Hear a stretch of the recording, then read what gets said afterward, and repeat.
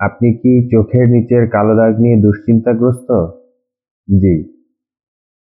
আজকের এই সপ্তাহের ভিডিও হলো চোখের নিচের কালো দাগ। চলুন শুরু করি। এটি একটি সাধারণ সমস্যা, প্রায় অনেকের মধ্যেই দেখা যায়। সবাই বিভিন্ন ধরনের ক্রিম, সিরাম ব্যবহার করেন এই দাগ দূর করার জন্য। কিন্তু আসলে কি কারণে এই সমস্যাটা হচ্ছে অনেকেই জানেন না। আসলে চোখের নিচের এই কালো দাগটা ২ টা কারণে হয়ে থাকে। একটা হচ্ছে পিগমেন্টেশন, মানে রং পরিবর্তন হয়ে গিয়েছে। আরেকটা হলো রক্তনালীর সমস্যা। তো কিভাবে বুঝবেন যে কোন সমস্যাটা হচ্ছে? যদি চোখের নিচের পাতলা এই চামড়াতে একটু চাপ দিয়ে দেখেন হালকা করে, যদি এই দাগটা চলে যায় তাহলে এটি রক্তনালীর সমস্যার জন্য। আর যদি চাপ দেওয়ার পরও এই দাগটা থেকে যায় তাহলে এটা বুঝতে হবে যে পিগমেন্টেশন, অর্থাৎ এখানকার কালারের পরিবর্তন হয়ে গেছে। তো সেটা ২ ভাবে চিকিৎসা হবে। যদি পিগমেন্টেশন হয়ে যায় সেক্ষেত্রে ভিটামিন সি সেটার ইমপ্রুভ করতে পারে। আর যদি রক্তের প্রবাহের সমস্যা হয় তাহলে সেখানে রেটিনল অথবা ক্যাফেইন রক্তের পরিবহন ইমপ্রুভ করে, রক্তের প্রবাহ ইমপ্রুভ করে এই জায়গাটা ঠিক করতে সাহায্য করতে পারে। চলেন এর ভিতরে আরো কারণ সম্পর্কে জেনে আসি।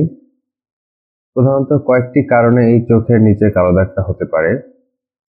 একটা হলো বংশগত কারণ। এটা কি, যদি ফ্যামিলিতে আপনাদের সবারই দেখা যায় যে চোখের নিচে কালি কালি ভাব, তাহলে পরিবারের সবারই এরকম হবে। আর এটা হচ্ছে পর্যাপ্ত ঘুমের অভাব। দ্বিতীয় নাম্বার হচ্ছে অনেকের স্কিনটা থাকে পাতলা, আর বয়সজনিত কারণে তাদের স্কিন আরো পাতলা হয়ে যায়। সে সময়ও তাদের এখানে রিঙ্কলস হয়, সেটার কারণে চোখের নিচে কালো দাগ পড়তে পারে। আর এটা হলো অ্যালার্জি। চোখের স্কিনটাতে অনেকের অ্যালার্জিক রিয়াকশন হয়, সেখান থেকে চোখের এই কালো দাগটা হতে পারে। এখন আসেন এর চিকিৎসা। আহ, চোখের নিচের কালো দাগ দূর করার চিকিৎসা সম্পর্কে আলোচনা করি। রেটিনল মানে হচ্ছে এটা এক ধরনের ভিটামিন এ এর একটা রূপ।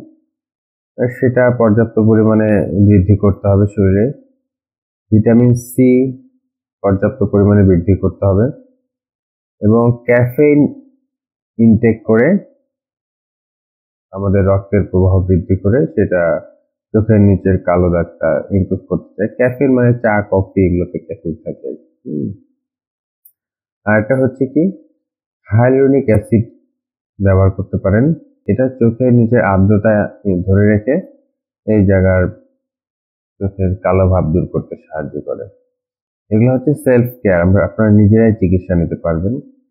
এছাড়া ইন অফিস মানে হসপিটাল কেয়ার যেগুলো আছে সেগুলা লেজার থেরাপি। লেজার থেরাপিতে কি করা হবে, যে স্কিনের যে পিগমেন্টেশন আছে, মানে যেখানে মায়েলিনোসাইট থেকে মায়েলিন তৈরি হয়েছে, যে ডার্ক ভাব চলে আসছে, সেই পিগমেন্টেশন গুলোকে লেজারের মাধ্যমে রিমুভ করা হবে। আর এটা হচ্ছে কি ডার্মাল ফিলিং, মানে ত্বকের নিচের যে কানেকটিভ টিস্যু কমে গেছে সেই জায়গাগুলোতে একটু ভলিউম ইমপ্রুভ করা হবে, এর মাধ্যমে কালো ভাব চলে যাবে।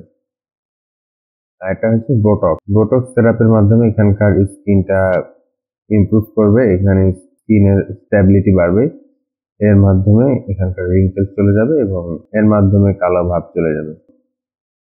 এখন আসেন যে এটার প্রতিরোধ করার উপায় কি, যে কি কারণে এটা হয়েছে এগুলো তো আমরা জানতে পারলাম, চিকিৎসা কি এবং পরবর্তীতে যেন বারে বারে না হয় এই জন্য কি করা যেতে পারে। এটা হচ্ছে এর প্রতিরোধমূলক ব্যবস্থা। তো প্রতিরোধমূলক ব্যবস্থা হচ্ছে পর্যাপ্ত পরিমাণে ঘুমাতে হবে, দুশ্চিন্তা মুক্ত থাকতে হবে। ঘুমটার ক্ষেত্রে আপনার 7 থেকে 9 ঘন্টার একটা পর্যাপ্ত সাউন্ড স্লিপ থাকতে হবে, যেটা আমাদের স্কিনটাকে রিজেনারেট করতে হেল্প করে। পাশাপাশি প্রচুর পানি খেতে হবে, যেটা আর্দ্রতা ইমপ্রুভ করবে স্কিনের। আরেকটা হচ্ছে স্কিনকে সূর্যালোক থেকে নিরাপদে রাখতে হবে। সানস্ক্রিন ব্যবহার করতে হবে, সেক্ষেত্রে SPF 30 উপরে সানস্ক্রিন যেগুলো আছে সেগুলো ব্যবহার করতে পারেন, অথবা সানগ্লাস ইউজ করতে পারেন। এগুলোর মাধ্যমে আমরা আমাদের চোখের চারিদিকের যে কালো ভাব সেটা দূর করতে পারি। ঠিক আছে, আমরা তাহলে জানতে পারলাম এই চোখের নিচে কালো দাগ হওয়ার কারণ, নির্ণয় করার উপায়, কি কারণে কোনটা হচ্ছে, এর চিকিৎসা এবং প্রতিরোধমূলক ব্যবস্থা।